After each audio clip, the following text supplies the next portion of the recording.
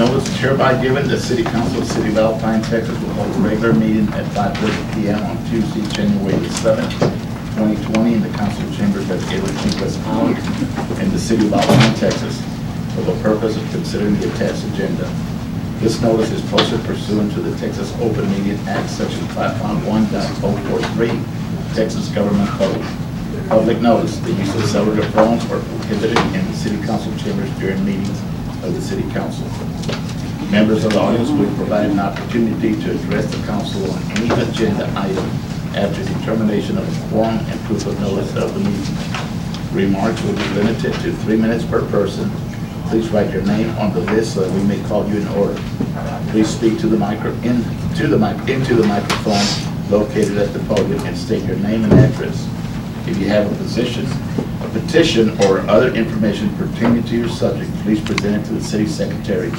State law generally prohibits the council from discussing or taking any action on any issue not included on the agenda. But if appropriate, the council may schedule a topic for future discussion or refer the matter to staff. No personal attacks on council members or city staff will be allowed. The mayor or city council members may call a point to order to stop the personal attacks. If an individual continues to personally attack an elected official or staff member in a meeting, they may be barred. Call this meeting to order. The invocation will be led by the Reverend Zimmer, who just got notified about a minute ago, and we appreciate it, sir. Well, we must thank our City Secretary, Cynthia Salas, for searching far and wide and found the Methodist minister of Sanderson. I did run into him in Sanderson. And she's only given me 2 minutes to do it. So let's pray. Gracious and loving God, we thank you for this beautiful day. We thank you for this coming year and the opportunities that we have to help our city grow and change and be a vision for those communities around us who are having problems. We ask that you be with our councilmen, our city manager, our city secretary, and the staff, as well as with all of the citizens in our community. In the name of our Savior Jesus, amen. Amen. I pledge allegiance to the flag of the United States of America and to the republic for which it stands, one nation, under God, indivisible, with liberty and justice for all. I pledge allegiance to thee, Texas, one state, under God, one indivisible. Thank you very much, Mr. President. City Secretary, do we have a quorum? Mayor, we do have a quorum, and the notice was posted at 5 p.m. on December 27th, 2019. Okay, do we have any public comments? Seeing none, then we'll go ahead and move to, we don't have any presentations or recognitions, and I don't have a report. City Attorney does not have a report. City Manager, you have a report. Yes, sir. Honorable Mayor and City Council. First of all, I wanted to share with you, we are super close to being done with the updates on the visual representations in here. So we've got, yes, the new screen here. There will be another screen behind it that will face the rest of the community. We actually have the television here. We just didn't have the final piece on the bracket to get it up for this evening. We were also lacking a splitter, but all this TV, that TV's up right now. This TV will be active in the fourth TV, so everybody will be able to see. If somebody wants to come in and give a presentation and walk around the room and point at the different screens, that can be done as well. Give it a go this evening, so should be nice going. So, and everybody in, out in the audience next week, or 2 weeks from now, there'll be another one basically. So, really wanted to start this evening by, talking a little bit about some of our county and city of Alpine interlocal agreements. sometimes anecdotally, we'll hear feedback that, how well does the city and county work together? And what are those opportunities for success with the city and the county? So really just kind of wanted to map out some of the things that we're working on. Councilor Curry, she's our representative and our liaison back with the county. So some of these things she's involved with. Councilor Stevens is also on our appraisal district as a representative there. So there are really a lot of elements where we work with the county, and just wanted to kind of spell those out today. The interlocal agreement on fire services, which was something that was created a year ago, and part of that was movement of the assets under one kind of clearinghouse or under the city, allowing us to administrate, and then working back with the county on fire calls that are in the county. The county then represents payment for those fire calls back to the city. We make the payment to the volunteer firefighters. Although they're volunteer, they do get paid per call. So that's the core element of that agreement. Megan and myself met with the county judge, Stephanie Elmore, the emergency management coordinator, and last month, and we're reviewing some of the specifics on that. One of the things that we have a position for is an administrative person over call it the fire department. So this was another piece that we talked with the county about last month, and I'll be getting that job requisition out.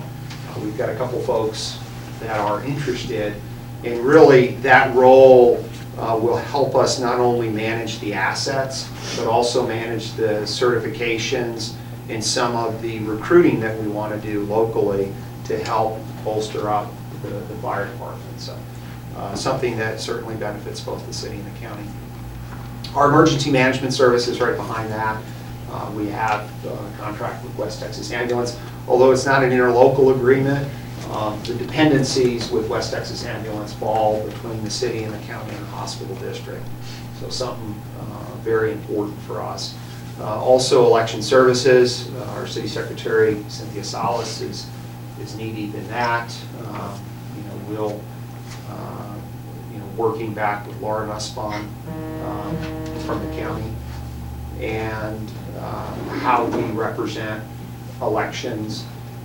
Certainly the county is every other year. We have our elections every year, and so we coincide when we can. We also work back with the school district on that too. Cynthia went through some training this past month, and I think we've got some challenges in front of us, but I feel confident that she will overcome those challenges. Zap. Tax collection, of course, we have our interlocal agreement where we pay about $18,000 a year for the tax office to do the collections. Makes it easier on the residents in the county. They pay one tax bill, not separate bills to each entity. Washington Appraisal District, Councilor Stevens leads that, and has given us some recent updates there. We also have an interlocal agreement for the recycle center. And one of the things that comes up, Hellfender's Recycling Center, we get great usage there. I mean, if you think about what happens here in the community, where people actually drive out to a destination point to drop off recycle, and you look across the country, most cities, people have a little blue trash can that they just put it inside their house, and the truck comes and picks it up. That's real easy to do, but we have a facility that gets tremendous usage. Adelina will actually give us a report on the 21st on a separate entity, but she asked this morning if she could kind of get the year-end stats on the recycle center as well. But the county contributes 40% back to us on there too. So it's a center that's not just for citizens of Alpine, but also citizens of the greater community. Of course, law enforcement, we could talk for hours on this, but a lot of interdependencies there with grants. We've got Homeland Security, that's probably a primary that we go after, the Stone Garden grants. Chief Martin had 2 of his team members over in Marfa today looking at some of the additional grant opportunities out there. So when I talk about interdependencies, sometimes we have to subtend off the county on some of these grants. And you know, in the future, we're also looking at you know, work with the county on jail, on dispatch. Right now, from a 911 perspective, we have county dispatch center and a city dispatch center, and they sit across the parking lot from each other. Each employ about 5 people. And so is there some efficiency that we can offer our taxpayers by combining those 2 entities? So Chief Martin actually has a meeting scheduled tomorrow with the county judge and with the sheriff. So we're moving forward with that preliminary discussion. And then of course, Scott Carey and Adelina Bell are working with our County Groundwater Conservation District. We're starting to do some mapping of some of the well sites in the areas and doing, beyond just the mapping, but doing measuring of depths in specific areas around the county. Dr. Urbancic is helping lead that charge along the summer over at the Groundwater Conservation District. So Scott and his team are participating in helping. So more than anything, I think, you know, I just wanted to kind of kick off the year to, you know, just to express not only council but to the community as a whole. But there's a lot we really do with the county, and I think a lot to build on for 2020 as well. Moving forward, you know, our big development certainly is the Lechugia Road development. Rod Ponton, David Hale, Eddie Molinar, myself met with their team and their attorney back on December 19th. David, on the team now, I think he's providing a good point on their development parameters, everything down to fire suppression, to code, to that piece. So that was important, but also working back with the developer on that road and the pavement of the road and the ownership with the Schwarzeneggers to the north side of that road. And so we stepped away from that meeting with the idea that the developer would then work back with John and Wayne on that. So I felt like it was very productive. And with Mr. Nye. And with Van Nye as well, who owns the first half of the south part of that road. More to come on that, but just wanted to give us all an update.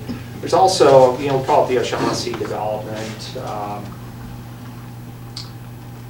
14th and Brown Street. It's kind of border Ward 2, Ward 3 area. They want to build 5 houses over there, and if you recall that name, their son and his wife actually built the 5 houses on Avenue A, right off of Phelps. Yep. And they had so much luck there that mom and dad bought some property and wanting to build 5 more units there. And one of the nice things in this environment is I've connected them with David. David's walking them through construction planning, how we meet the requirements of the building ordinances and the zoning within the city. Which kind of leads us to really from a construction planning perspective. David's working on updates over the next 3 months, working on our website back with Geo, on how we represent guidelines for our developers, as well as the variety of different vendors we have in the community. And one of the nice things I like that David's doing is he's certainly integrating our public utility team and our public works team. Because anytime we've got new development, new construction, we've got to make sure our utilities are right, and we've got to make sure our streets are taken care of. One of the conversations that's percolated up is curbs and sidewalks and our expectations within the community. As I walk around Alpine and certainly Dad and I walk around about every day, and I walk around even more than that. I've been thinking about, at what point did we stop building curbs and sidewalks as a course of development, and the impacts that has on our streets. And we go back to that development on A and Phelps. If you look on the north side of Avenue A, where the water moves, had we actually put a curb in there and sidewalk, or had the developer put a curb and sidewalk, it would have made all the difference with that road. And so as we think and we move forward, intentionally, we're going to want to move back to a curb and sidewalk expectation around Bill. And that's going to be important for the integrity of the city assets and the city infrastructure. And so really kind of put the little star around that just to highlight it. And it won't always be the fan favorite of a developer or builder, because it adds cost, right? But it helps from an asset protection perspective, and it also helps with aesthetics. Yeah, for the existing streets, is your strategy to have Eddie and his crew do those? Because they do a great job of Over time, yes. That's what I say. Particularly as we're doing stuff. Yeah, and really our initial thought is focusing kind of on downtown, and then building from there south and north. And, then trying to tie back into infrastructure that was already built, getting that back up. Because if you think about it, like if you go south from 5th and Holland, you go across the track, go past Murphy, go up to Catholic Church. I mean, there's nice sidewalk curb that way. Certainly along the one-ways, TxDOT did a nice job when they renovated both those highways. You get coming off of Hancock Hill, where Saul Ross was, and a lot of those original homes, primarily sidewalk curbs, and then some of the other older parts of town replicate that. So over time, we want to try to build back to that. And then certainly all new development, we want to make it as part of developing each of those pieces of property, putting in the proper curb, the proper sidewalk. If we need to do gutters because of watershed, then it certainly would be part of that build process. Moving forward, when we think about the city as a whole, our administration, our different departments, we are space constrained here at City Hall and at Old City Hall. No other way to say it than that. Very limited on space here. If you think of the departments we have here at City Hall, you've got administration, you've got finance, you've got utility billing, you've got records, you've got human resources.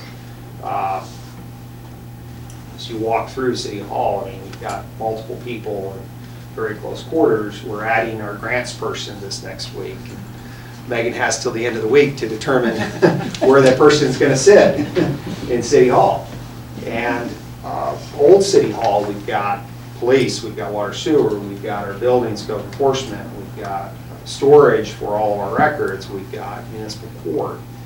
And one of the ideas that we've talked about recently is how do we possibly use our footprint here and expand out and add about 3,000 square foot to the existing facility here, which would then allow us to decompress a little, move municipal court over here. They hold court in here, but move their offices over here, and move our building and our code enforcement over here as well. There's a lot of folks that are coming in for permits,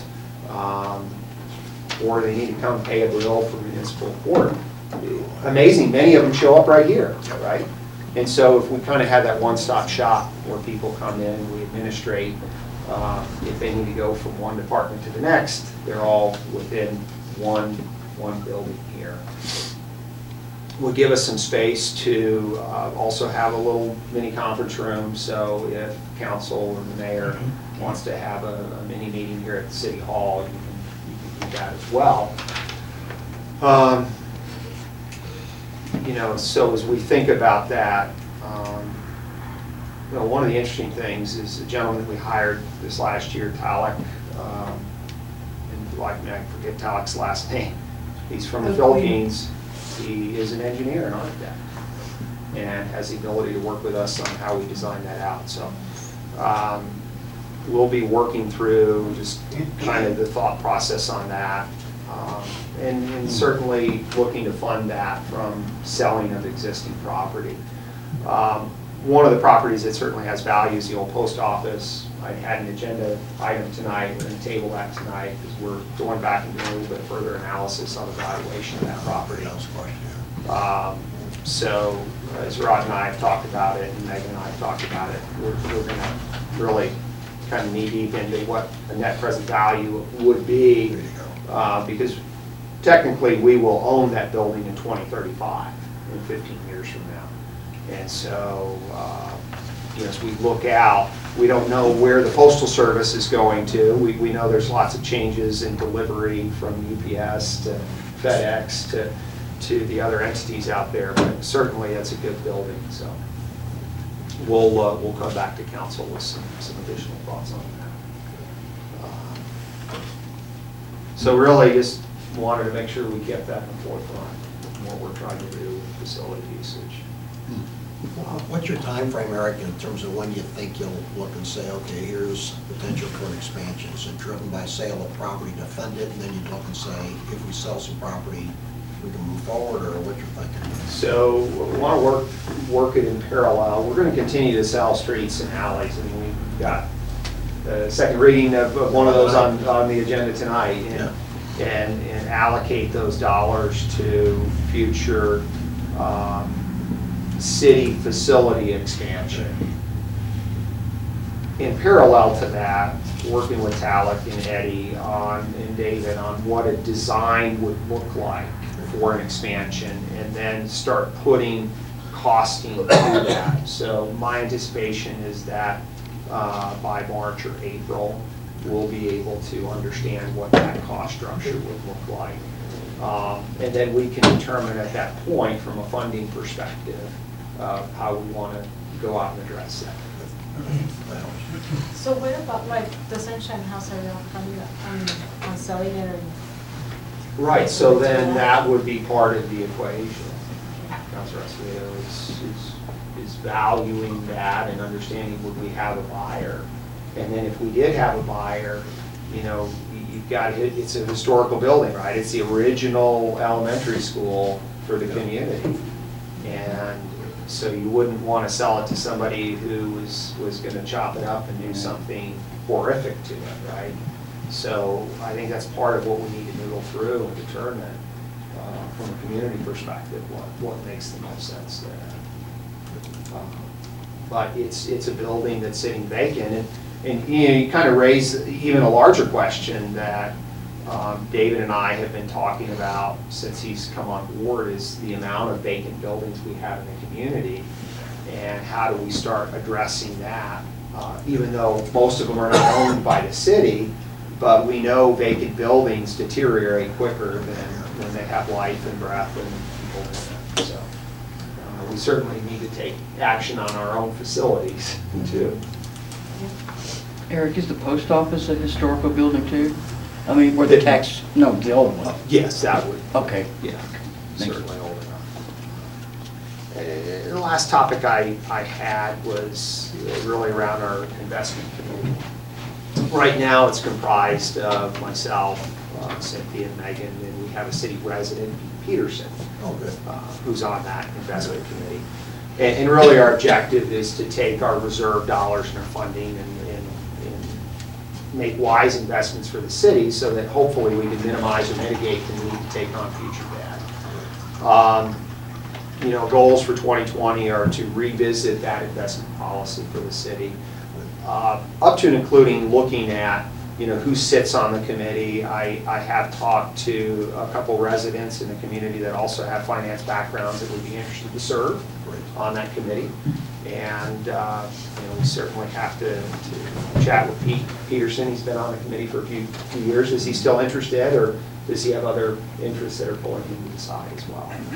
We also want to look at best practices, and there are some award structures out there at the state level. So with GFOA and the Governing Treasurers Association of Texas, they give awards annually for best practice on this. So we want to make sure our policies fit within that. That helps us from a financial transparency perspective. So, just really wanted to get that out there today because there'll be an upcoming agenda item where we'll put this out there to have council look at some of the suggested changes. Yesterday started the Texas Community Challenge. Yes. And we are signed up as a community in the city of Alpine. We're in 12th place out of small cities. I know, I saw that this morning, yeah. Yeah, we're in 12th place. So I'll get this out this week. Would love everybody, every citizen in Alpine to sign up for this. You get like 750 points if you sign up. Just for signing up. Just for signing up. Just show up. And then you just log in daily activities. Yep. One of the reasons we're really wanting to do this, it kind of spawned as an employee initiative about what can we do from a healthy perspective. And Megan was aware of this community challenge and we presented it, and we're attacking it from a whole city perspective. So anybody in the city can participate. My slides will be up on the website tomorrow. People will be able to go to this hot link, or if you just type in Texas Community Challenge, it pops up. You log in, you put your daily activities in there, everything from walking to running to yoga to drinking water. It's really nice stuff. So we encourage everybody to attend that. Also, we'll have our 4th installment of Coffee with the City Manager this Friday. We'll be at the Country Club this time, Sunshine House next time, and then back to the library. Great day to be in Alpine. 2020. It's a wonderful town. Any questions? Looks good. We have following me, Just Megan. Miss Megan. Nathan's on.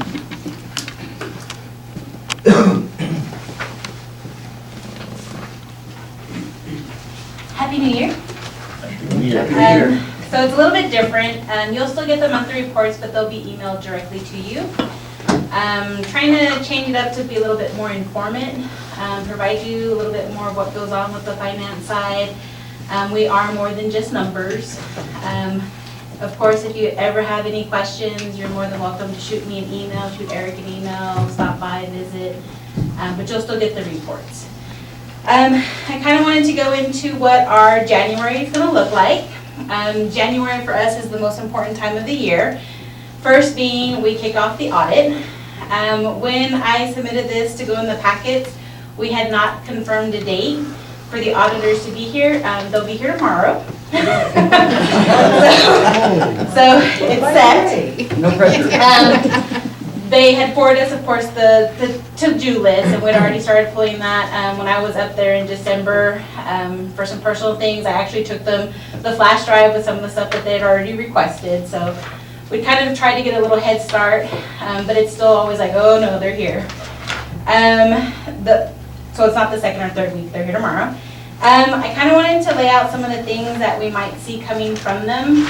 Last year, we got a little off track. It happens. I expect that we'll have maybe a few findings or longer list of manager points. It's completely understandable. The city tried to move forward with a lot of changes all at once without the proper implementation. It happens. So we're looking at possible RFP issues where we are required by state law to go out for an RFP if it is over $50,000. We had several purchases over $50,000 that we didn't quite follow the procedures. Emergencies come up, things do happen. We just need to make sure as a city as a whole that there's an understanding that we have to still follow those state laws. The policies and procedures, especially with our purchasing and investments, We are tied to specific process and procedures, especially with the purchasing and investments. We got a little off track. We can get back on track. We're super excited. As Eric mentioned, investment's a big thing this year. We do have money in reserve, so we need to properly manage it, know what we're doing with it. There's a couple things I know I want Eric to present to council as far as we need to dedicate the interest to the reserve account. Currently, it's not dedicated, so that interest could be pulled and used for other things. But since the way the city set it up, it's practical and ideal to actually put it towards what the account was set up for, whether it be for infrastructure, for roads, you know, the different programs. And of course, our lack of documentation. At the beginning of the year, we had implemented if it's over $500, you need to have 3 quotes. This was to try and get additional documentation and guidelines with a lot of other best practices in cities. It was rough. It was really hard. Something new is always a challenge. The department heads did really good and they really tried, but they didn't realize how much they spend and how much they spend over $500. So some of them, it was they went and purchased it and didn't follow the proper procedures, so we don't have the documentation. But we've kind of warned them this year that we need to get back on track and get on ball. So those are kind of some of the things we're looking at with the audit. So far, we've been able to provide them everything they've asked. It may not be the complete packet of what they need, but we have everything so far. So January, extremely busy month. During this month, we also have all of our quarterly federal and state reports that we have to file. We have W-2s, which of course, we're already getting phone calls for that. Everyone wants their refund. 1099s, 1095. The 1095 is the health insurance form, for those of you who may not know. Before, we had a company that would actually handle that for us, which was like heaven sent. It was wonderful. Well, they've decided to no longer do it. So we have to do that internally. So we have to set up our software, which it has it in there, we just haven't had to use it. So we have to set it up internally so that we can process those forms and get them out to employees by the end of the month. Of course, our audit, and then our normal reconciliations. Some of our projects that we're working on is the continuation of the grant policy. It had been presented to you once before. It's just fine-lining, making some changes, some points that Eric had found, updating it, adding our chart of accounts and all the good stuff that goes with it. Our department would like an official purchasing policy so that there's not the, well, what about this, what about that? So that it's a clear, this is how we need to purchase for the city, and everyone can be on the same page. There's also a best practice award that goes with that, so I'm working towards that. Our state transparency stars, I'm going to get one before I don't want to say die, but before I leave.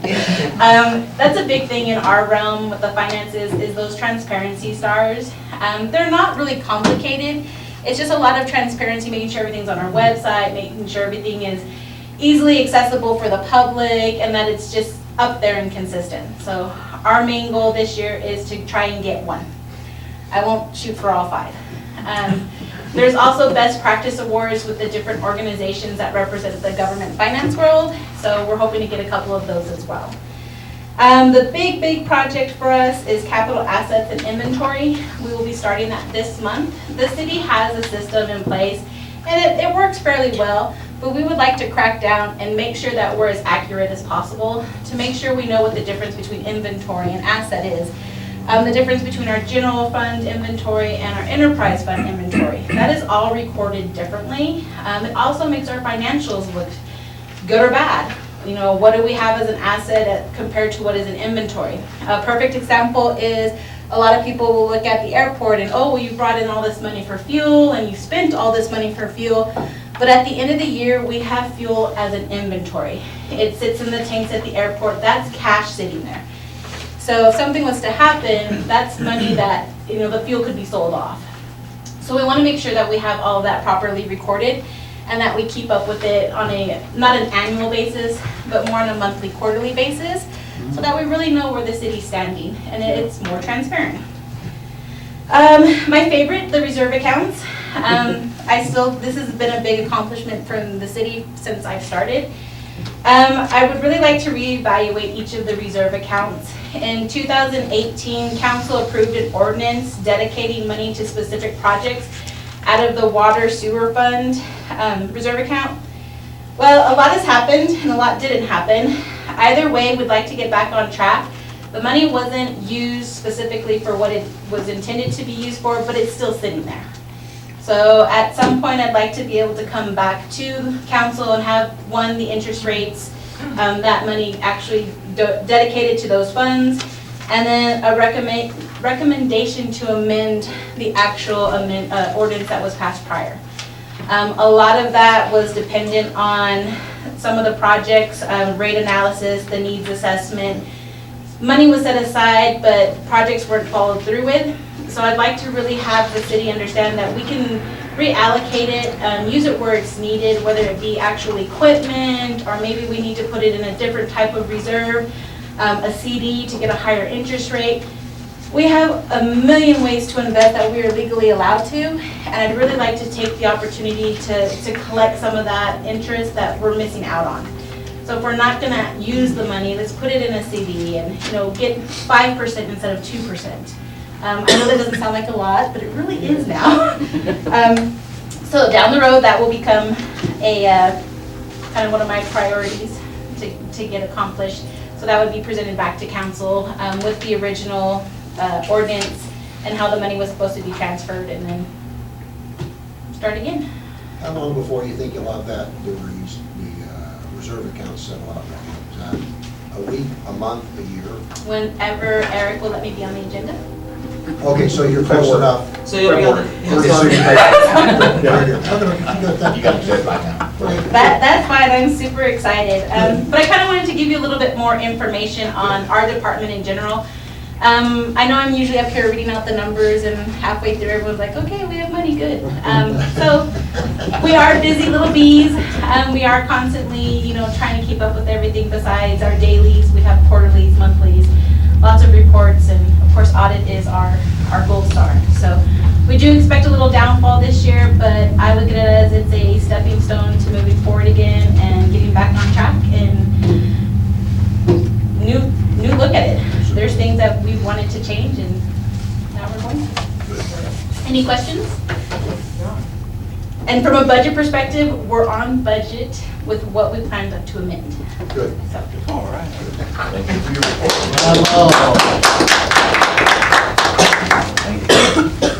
Mr. Perry. Did you know you were following me? I set you up. How's everybody doing this evening? Good. I'll be brief. My Benadryl's kicking in, so my allergies are finally feeling a little better, but I'm starting to fall asleep. So I'll try to be brief, but answer any questions I can. In the report that I submitted, basically just covering a few things we've got going on, bringing up to speed on a few things that are happening. A lot of things happening with staffing. Have some more changes, more come on board, and one since the last meeting, but. Also advertised in the water trades, the Texas Water Utilities Association Journal, and we'll be getting with our HR. I've got a couple of ads together for us to put in TML and one of the other trades as well. And I've already had a couple of responses on that from licensed operators. So I'm optimistic we'll be able to have some more response and try to get at least one more licensed operator on staff soon. Right now, we do currently have 2 double licensed water and wastewater operators on staff, so we're good with the state. We have 2 single D-licensed operators and have another individual going to test next week. So we'll have 3 wastewater operators on tap here pretty fast and keep making progress on that front. Things are looking good there. Airport project finally wrapped up today. Oh, it did? Oh, Water, thank you. y'all have water to your buildings again. So, Thank you very much. it got a little longer winded than I wanted, but so short-staffed, and quite honestly, guys kind of ran into a few hurdles. We had to help them out a little bit, but they did a real good job, and they're back on the salary, there now.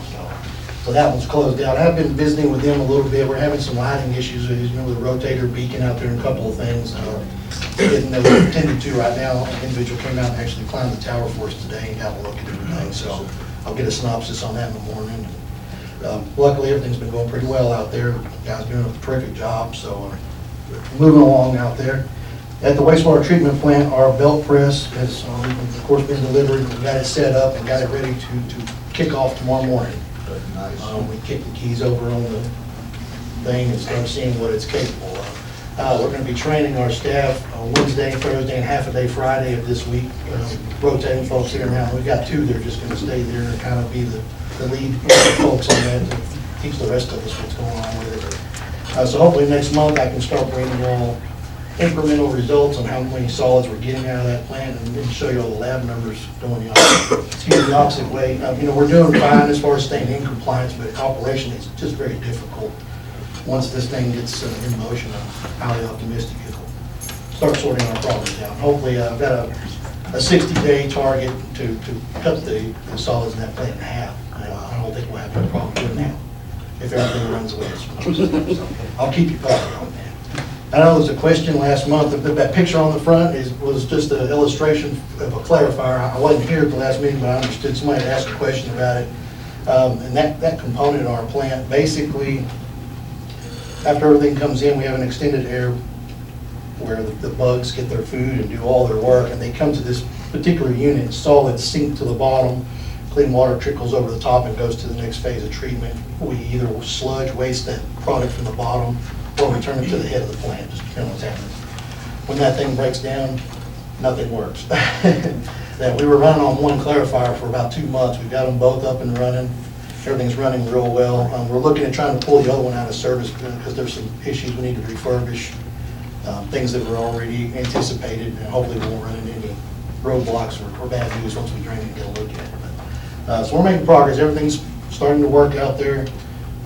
This month, the bids will go out. I talked to the engineers today, and supposedly in about 10 days, we should start getting the bid proposals going out. And so we should be able to monitor that. And the target's to try to be in before the end of the month, that generator online and running. That's the last big component that we're dealing with out there right now, but to me it's probably the most critical. But we're kind of at the mercy of getting that bid package back from our engineers, who honestly haven't been moving real quick, but they're moving faster than they were, so we're making progress. On the leak repair log, we're pretty much caught up. We're actually being proactive now. We've got a lot of tap assessments. As of today, we still have 4 outstanding, so people are adding on to the water system. Good. It's good. It's keeping us busy, keeping us behind a little bit, but we're starting to make a little bit of traction on that. Between that and we've got a fire hydrant replacement program to follow up on, part of the project that was done on the south side of town. There were 5 that were excluded originally due to some cost issues and whatnot. We've got everything in stock to do those jobs now, and we've actually got locates down, so we're going to probably break ground on Monday of next week, and we're going to put those in ourselves. There's no big projects like the other ones. Certainly want to do a contractor when we have the luxury of planning it out ourselves. And these guys are going to get a little training out of the deal and start getting in the habit of trying to absorb some of these jobs like that, cut down on cost, and quite honestly, it gives us better QA/QC over what's going in the ground out there. So hopefully by next month, I can give you a report. A couple of those are in the ground by then. So really, only other major thing going on is the 2017 agreed order from some violations from TCEQ a couple years ago. I submitted the last of the paperwork on that today. So God willing, and the creek doesn't rise, I'll get a positive result back from them, and shortly you'll see something across your desk from them that says this thing's closed down. So then we can get on to the current issues. But we're looking good on that, and our relationship's terrific with TCEQ right now. Hopefully we'll keep it that way. Anybody got any questions? I'd like to compliment you on the great job, all the improvements you made out at the treatment plant. Yes. That was like kind of iffy there for quite some time. Sure. So we really appreciate what you and your crews have done out there. Well, I appreciate it, Dave. They're making me look better than I should, really, because they, I'm kind of helping with the advice and whatnot, but they've taken the reins and started troubleshooting and figuring a lot of things out. And, I'm pretty proud of who we got out there right now, and I'm real optimistic things are going to. Yeah, and also the fact that you get more and more people with their licenses. That's been a major source or issue out here. Yeah, well, my goal is to really try to target, we obviously have some entry-level positions, but we'd love to fill 1 or 2 of those with folks who are now looking for a training ground, if you will. folks who are looking for hopefully a retirement job or someplace to spend a long time. But you know, I did advertise for C-level operators, and like I said, I've had a couple of responses so far. So I think it'd be a huge asset to the community if we could get at least one more individual, be able to pull those resources and field guidance and whatnot. I think you'd see a tremendous change. So hopefully it'll keep on moving in a positive direction.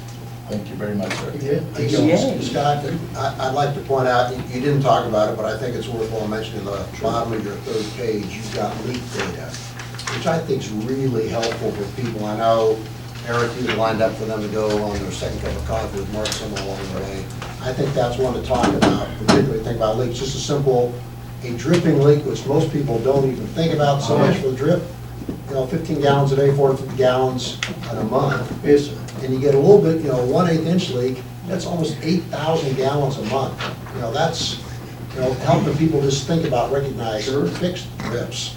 Absolutely, and worth noting on that, Jess in the office, huge asset and extremely helpful because she can choreograph flyers and things much better than I can on the computer.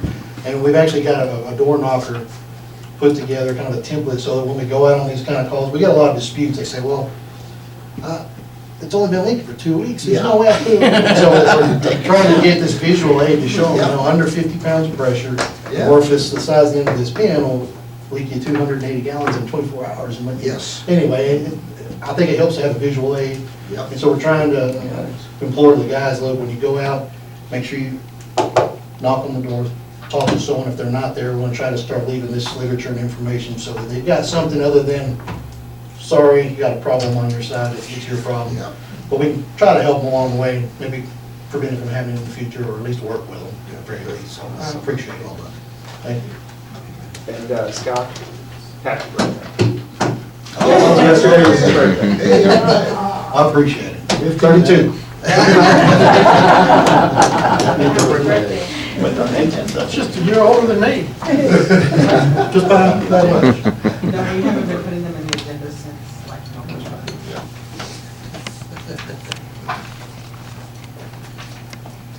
Good evening. Jason. I was really thinking that screen was gonna be right there. Well, you can just walk around.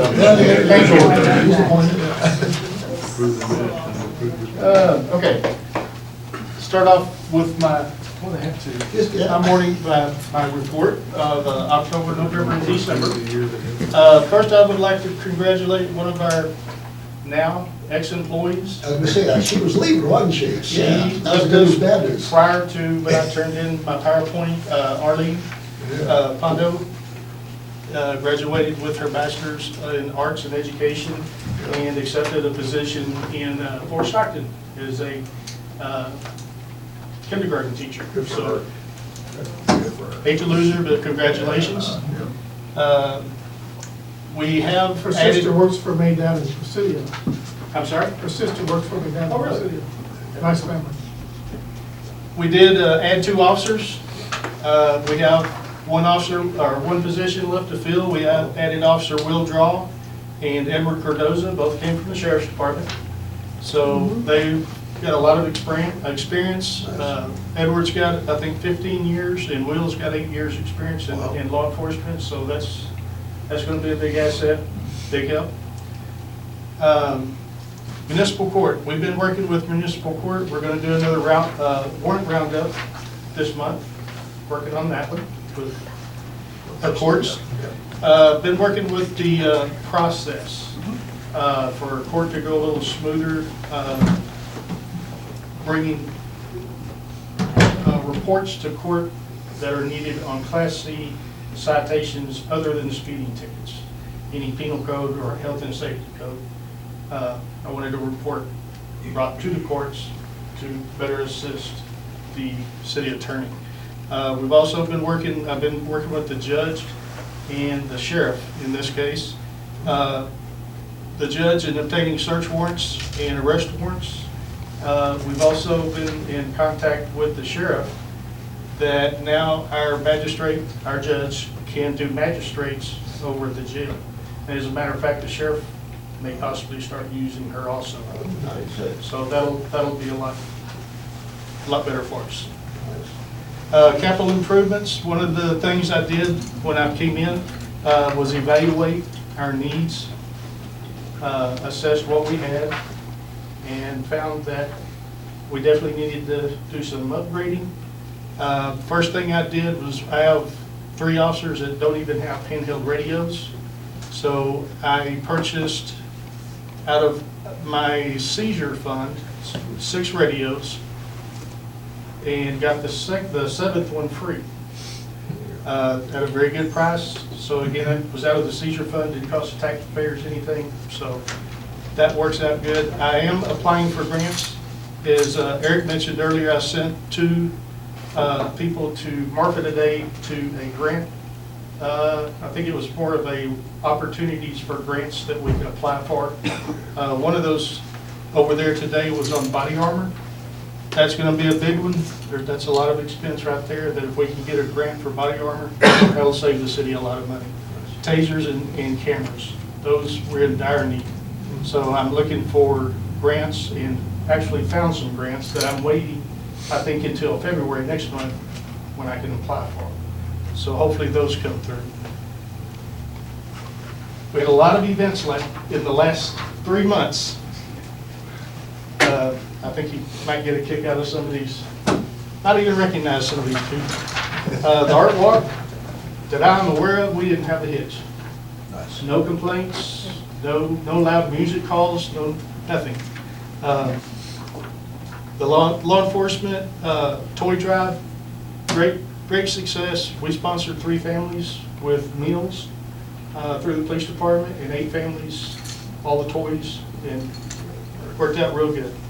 And I appreciate the citizens in the community donating to that. Downtown Starlight shopping, I think that was pretty good success. Police department actually had a few meals assist in that. I think that was good. Christmas parade. As you can see in the top left, there was some actually sketchy people participating in You didn't have authority to put that picture out. Not at all. The tree lighting, I think it went great. Parade, got a lot of comments. I didn't know how it was in the past few years here, but I had the police department, sheriff's department, DPS, border patrol. I think that was the law enforcement Ross. And everyone called and says, "How did you get DPS in the parade?" I just asked. So I'm going to ask you again next year. It's a great parade. Thank you. I thought it was. Yes. The ice skating rink, thought that went real good. Our Lady of the Peace Catholic Church procession. We did the bouncy gym with the Border Patrol. It was, Border Patrol opened it up to the public, brought all the kids, and we furnished the bouncy cage, run, whatever you call that thing. Kids had fun with it.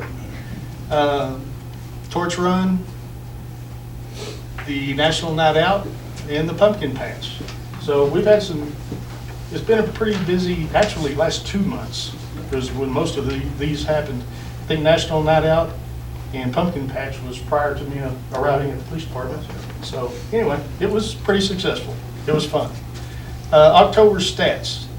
In the month of October, there was 19 citations, 13 accidents, a total of 41 cases. 7 of those cases were felonies, 167 911 calls for service.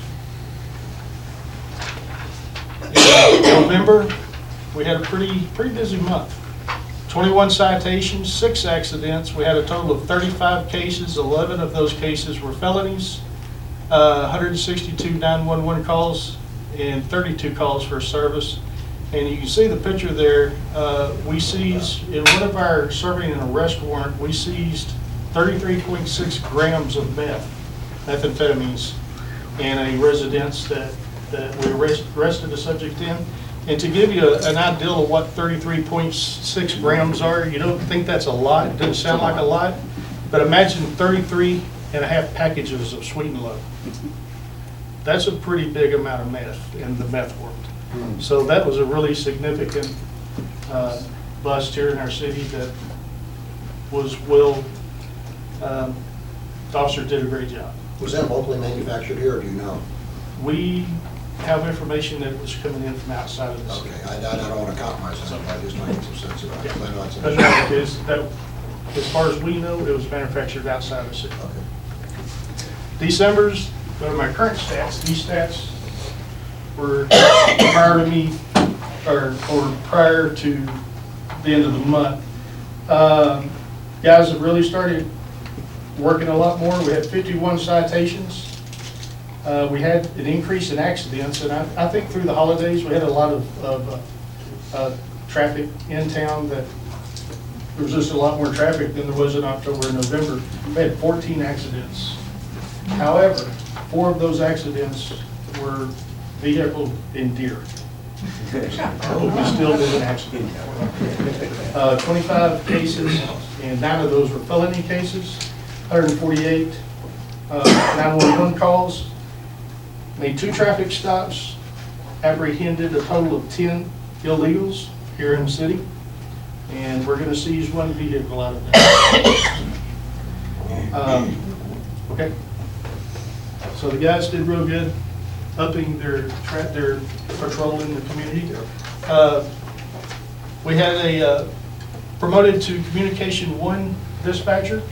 They are now certified. Billy Jones, Sadie Portillo, William Romero, Dominic Rubio passed their state licensing exam and are now certified as telecommunication through the Texas Commission on Law Enforcement and have received their basic telecommunicator certification.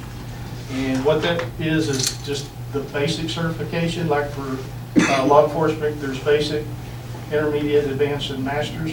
They now have their basics.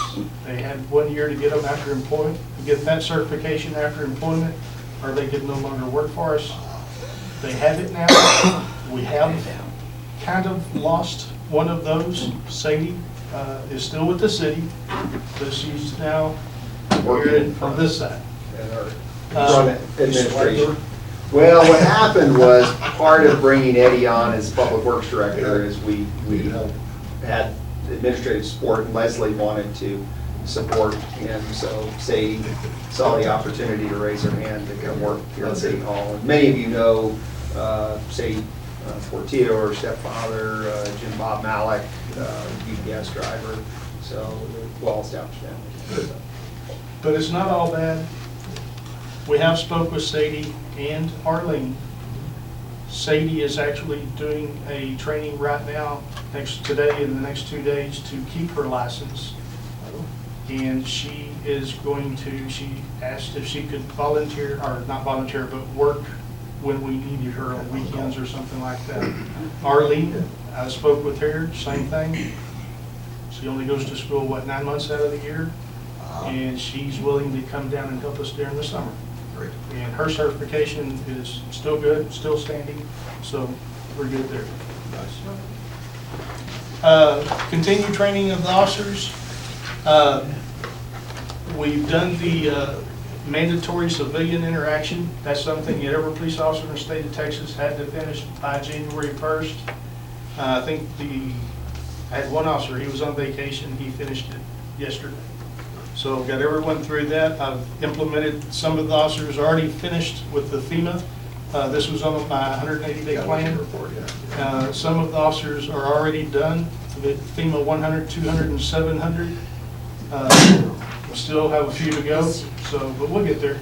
The guys are working on it. That's a typo. SFST is what that's supposed to be. Sorry, I turned it the wrong one. It's it's a standard field sobriety. It's for recognizing if a person is intoxicated on alcohol. Reading their eyes, the one 10-point step, turn, one leg, stand. You have to get recertified in that. So we're going to get everyone current, along with Sheriff's Department and Sol Ross. They're going to attend it also. Crisis intervention, we're going to continue that. Friday, this is a new one that I'm bringing in. Friday stands for Focus on Reducing Impaired Driving Among Youth, and it's put on by TMPA. What their TMPA is going to come in, teach us how to put this class on to our college students, our high school kids, even our junior high. I think it may be a little bit advanced for the elementary, but we might can modify it and utilize it. It's to help the youth recognize the dangers in drinking alcohol and driving. So I think that'll be a good program. I think it'll be a benefit to our kids.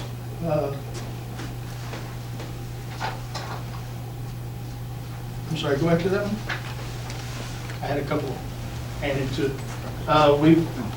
The officers today went through a use of force training, and it was in a simulator. It was really good, put on by TMDA, and also an emergency driving course. So hopefully that'll help in our use of force situations and reduce any accidents that we potentially may have. We're also going to send an officer to El Paso, to a school that's free to us, rapid deployment for an active shooter. We are going to continue the training, take care of the city offices, and I'm going to send this officer to the schools to continue the active shooter and the training. I'll coincide with the sheriff on that. I know he's done that a lot, and see if we can get that kicked off again.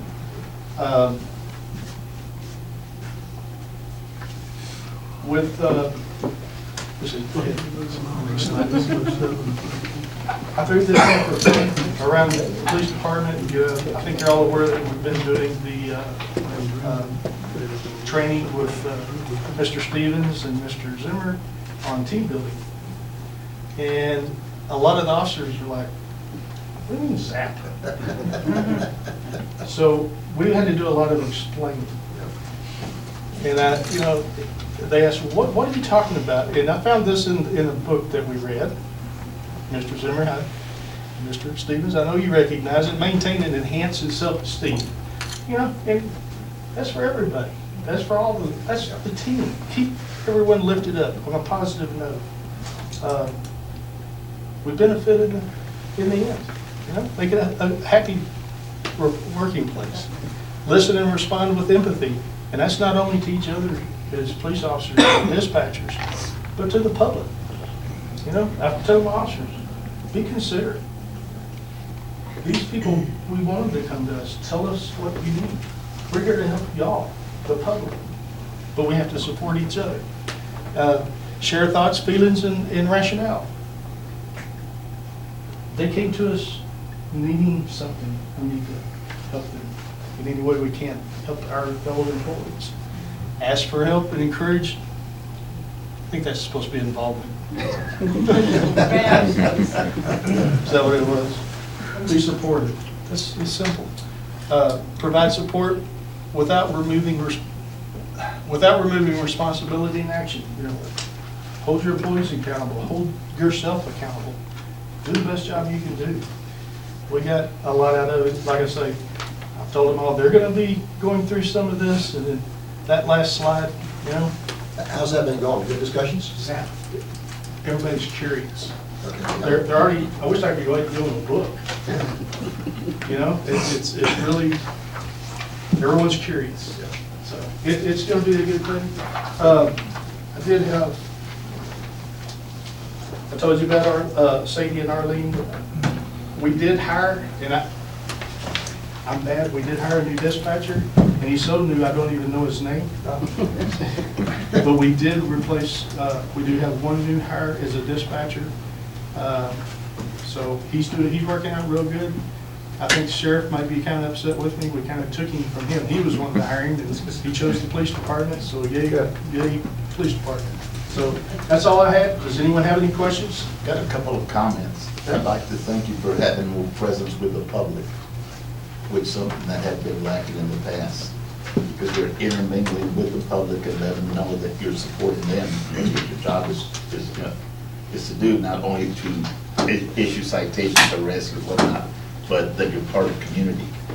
And I was at the pumpkin patch, in the parade. I got comments on that one. And also on the radios, those radios are pretty pricey. What do they run a piece? Okay, I got 3 bids, as I was told to do. More than $500. And I will say, highest bid. 30-something thousand? Or, Wow. how It much? was- No, there was one that was really way off. Yeah. And those radios, if you go to Motorola and purchase, and I bought the 5000s, which is a little bit better radio, they run around $3,100, $3,200 a piece. Yep. Okay? I got a bid that was, I think, 800, 900, something like that. It was about $3,600 altogether. 3,600? 600 each you spent.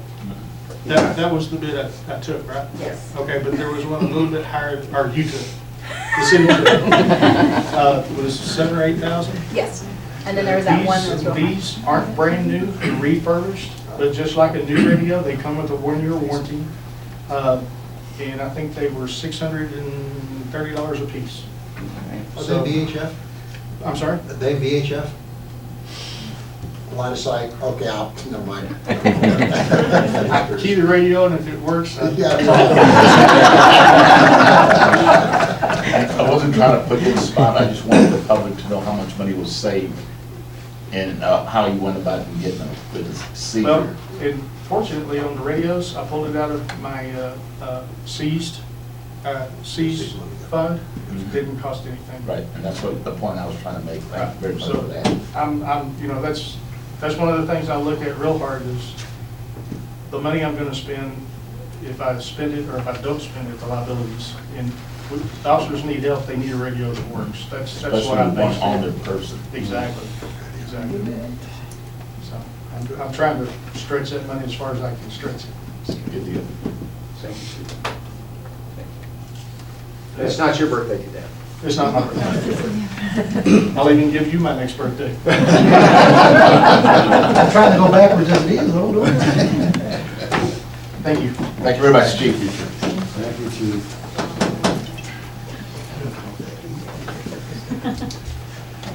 Okay, we're gonna move on to public hearings. City manager.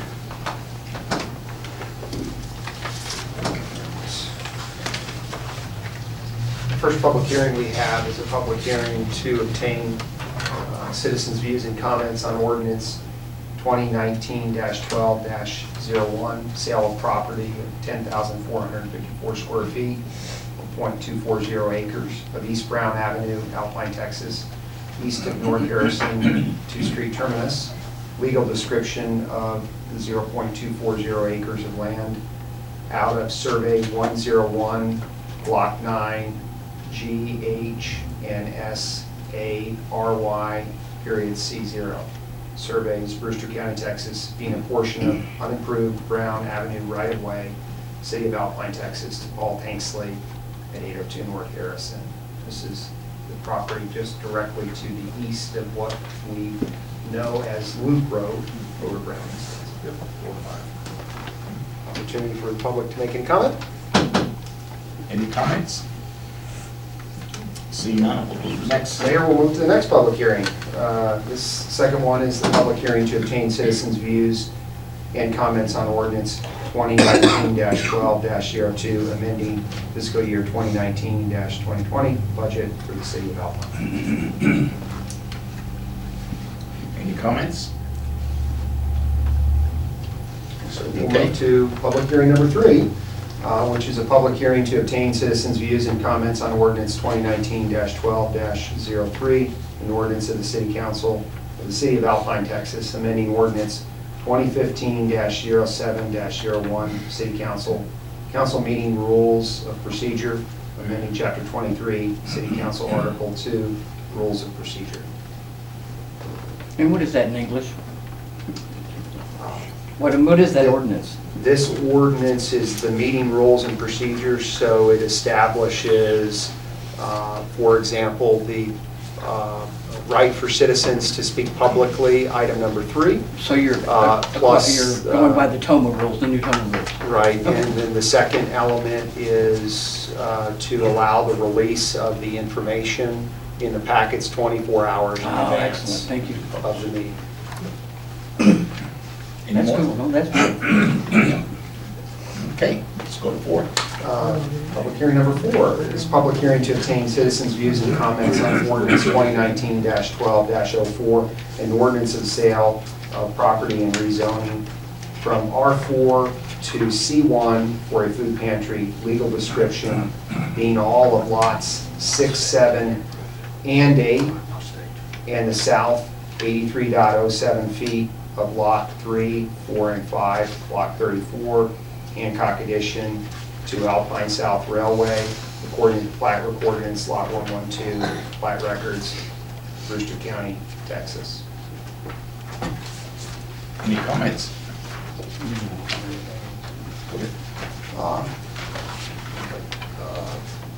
Public hearing number 5 is public hearing to obtain citizens' views and comments on ordinance 2019-12-05 and ordinance amending city ordinances, chapter 10, section 118, and section 10-60, amending these ordinances as recommended by our Animal Advisory Board.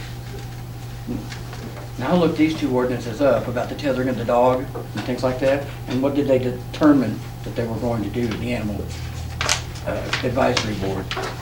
Is it still the same, or you just can't have certain rules regarding tethering of the animal? It gives authority to the animal control officer to remove the animal if they find they're in danger. Thank you. Thank you very much.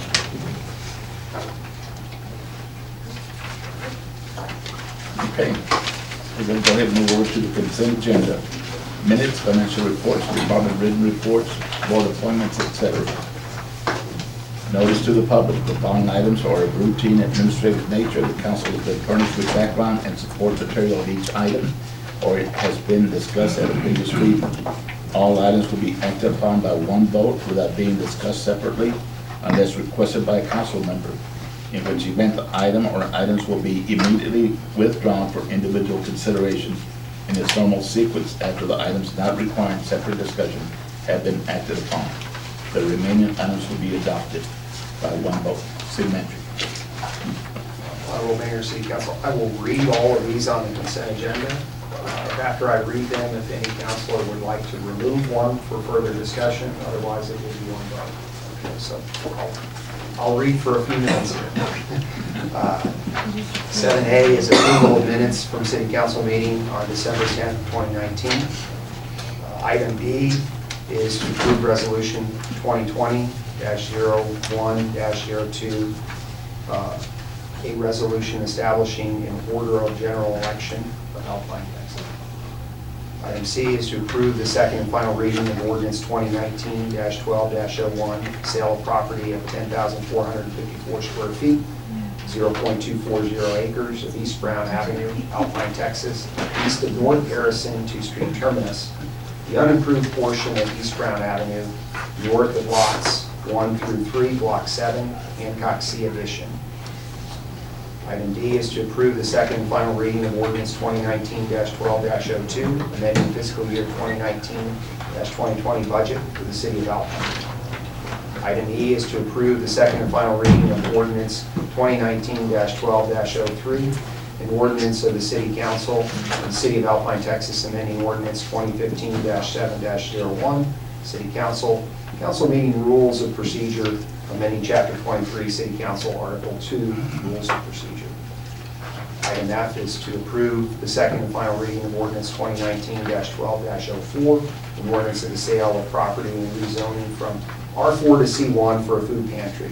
Legal description being all of lots 6, 7, 8, and the south 83.07 feet of lot 3, 4, and 5, block 34, Hancock addition to South Alpine South Railway, according to the plat recorded in slot 112, plat records, Brewster County, Texas.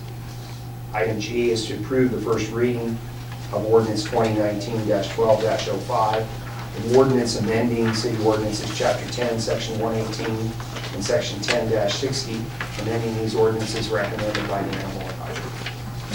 City Council. Mr. Mayor, I Yes, sir. move that we approve the consent agenda as written and presented. Okay, is there a second? I'll second. Okay, there's a second. Any discussion on that? Seeing none, we've already discussed it several times, so I'll ask for a vote. All those in favor, raise your right hand. Opposed, like sign, motion carries. Thank you very much. Information items or discussion items? None. Okay. Action items to be accompanied by a brief statement of facts, including where the funds are coming from, if applicable. Action items limited up to 10 per meeting after being called upon by the mayor or mayor pro tem. Citizens are required to state their names and the ward in which they reside. Priority will be given to citizens of Alpine and those who own business or property in the city. Individuals who do not live in or own business or property in the city limits of Alpine will be allowed to speak at this time available. City manager. Yes, Mr. Mayor, I would like to table item 1, Okay. as we discussed. Yes, sir. Mr. Mayor, I move that we formally table item number 1 to a future meeting. Okay, so a second. Second. Any discussion? Seeing none, it's tabled then. Item number 2 is to discuss, consider, and take appropriate action amending resolution 2019. Yeah, we need to go back, we need to get the vote. Oh, I'm sorry. No, I kind of jumped the gun also. Yeah, so all those in favor, raise your right hand. Okay, opposed, like sign, motion carries, we're tabling it. Thank you. How legal. Being efficient. Now it's, Item number 2 is discuss, consider, and take appropriate action amending resolution 2019-10-07, requesting financial assistance from TxDOT Aviation Division for improvements to the Alpine Casperus Municipal Airport, naming TxDOT the authorized agent for administration of such improvements, and authorizing the city manager to execute the appropriate contracts and agreements on behalf of the city.